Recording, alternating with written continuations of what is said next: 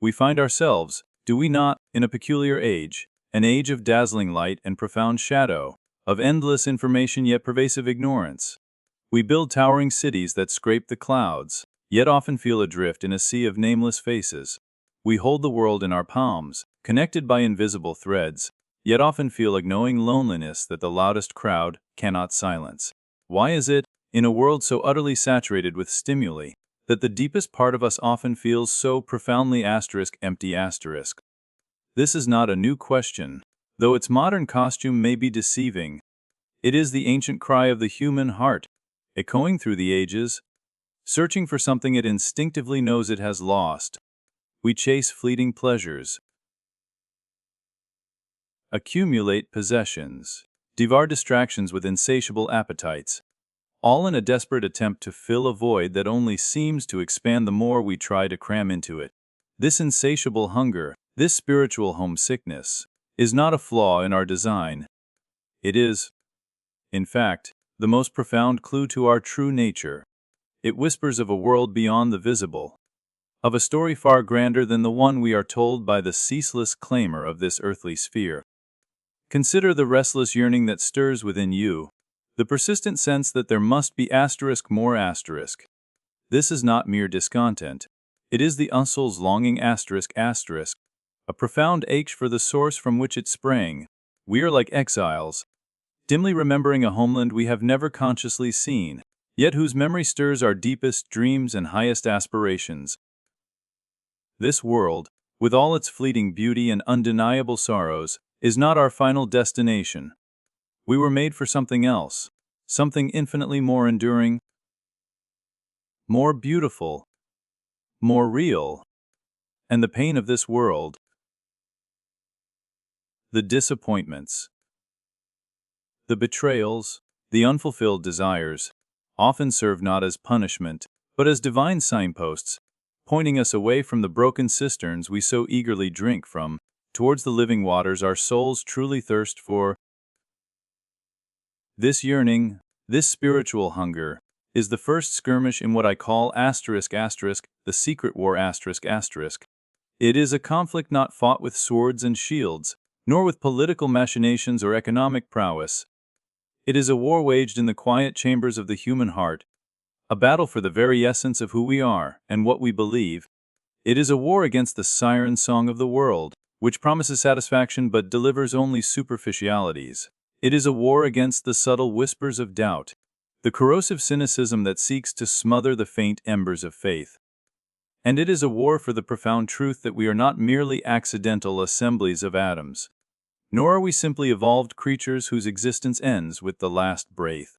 No, we are something far more magnificent, far more enduring, eternal beings residing, for a time, in a temporary world. Our identity in this secret war is crucial. For too long, we have allowed the world to define us, to tell us who we are based on our achievements, our failures, our possessions, or our perceived status. We are taught to craft an image, to build a persona, to fit into molds that are often too small for the vastness of our true selves. But this is a grand deception. Your identity is not found in the fleeting opinions of others, nor in the fleeting accolades of the world. Your identity, your truest self, is rooted in something far deeper, far more ancient. It is found in the divine spark that resides within you, a reflection of the Creator who breathed life into your very being. To truly awaken the spirit in this sleepless world is to reclaim this truth, to shed the false identities imposed upon us, and to step into the glorious freedom of who we were truly made to be. The pain we experience, both personal and universal, often feels like the most formidable enemy in this secret war. We strive to avoid it, to numb it, to escape it at all costs. And yet, paradoxically, pain can be our most profound teacher, a relentless revealer of truth. It strips away the illusions, shatters our comfortable complacency, and forces us to confront the raw edges of our existence. When life unravels, when plans crumble, when loved ones depart, it is in that raw, exposed state that we often find ourselves asking the deepest questions. Asterisk why?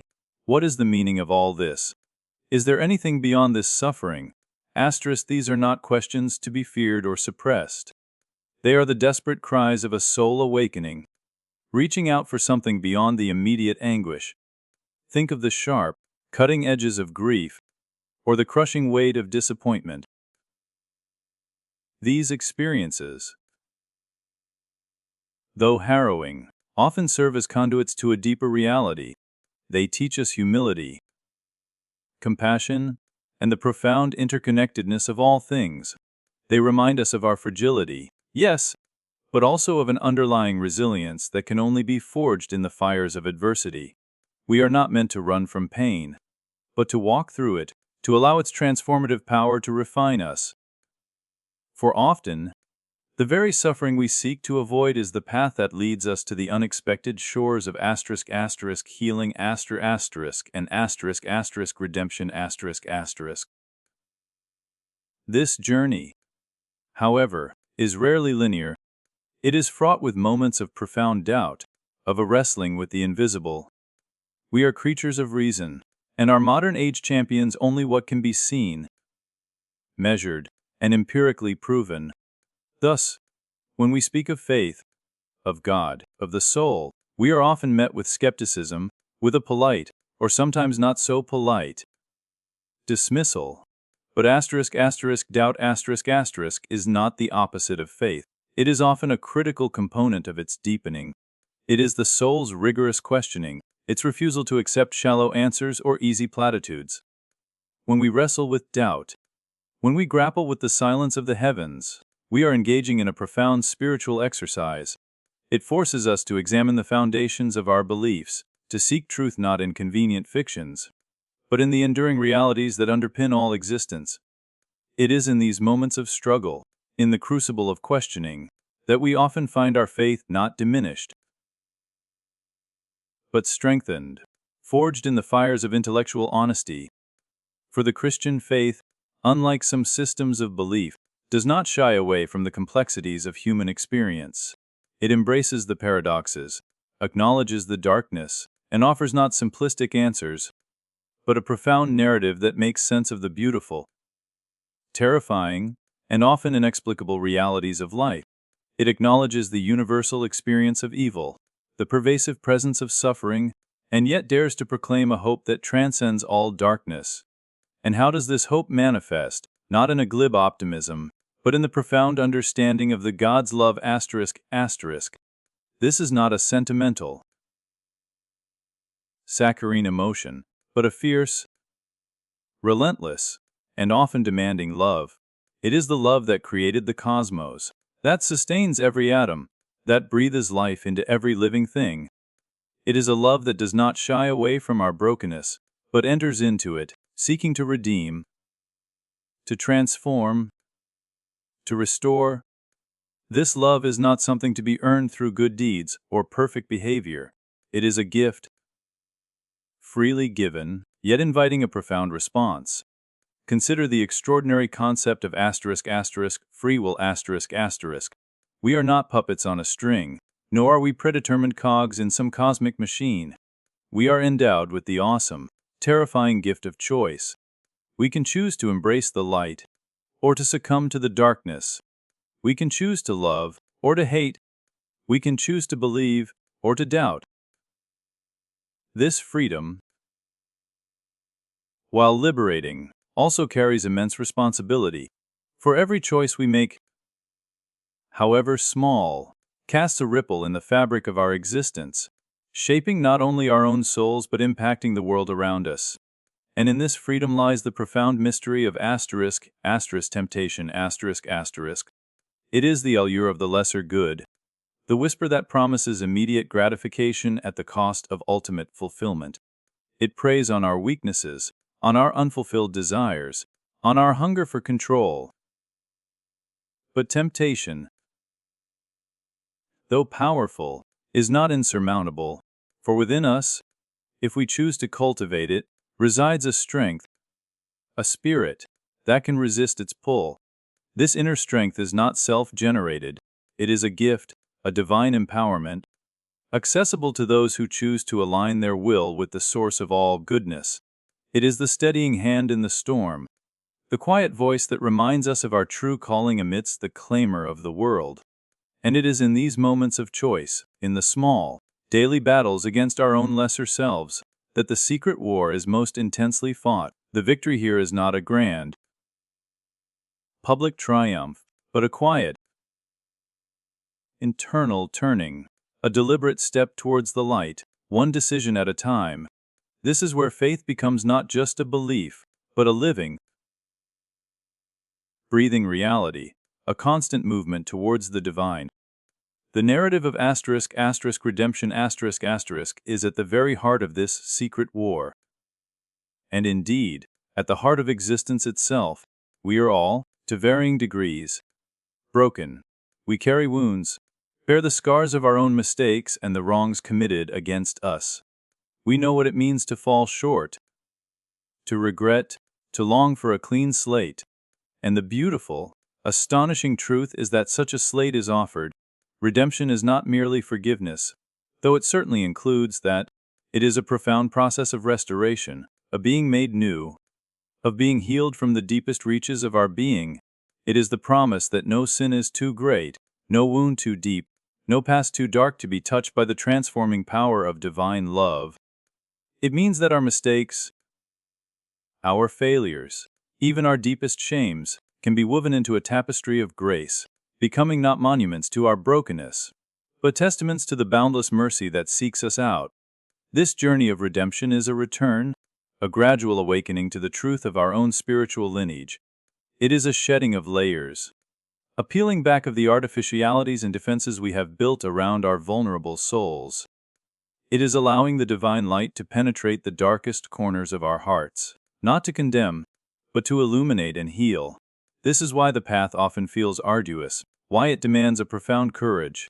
For to truly embrace redemption is to confront the unvarnished truth about ourselves, both our inherent dignity and our profound need. But on the other side of this honest reckoning lies a freedom more expansive than anything the world can offer, a lightness of being that transcends understanding, the soul's longing that persistent ache for home, for meaning, for connection, finds its ultimate fulfillment in this redemptive narrative.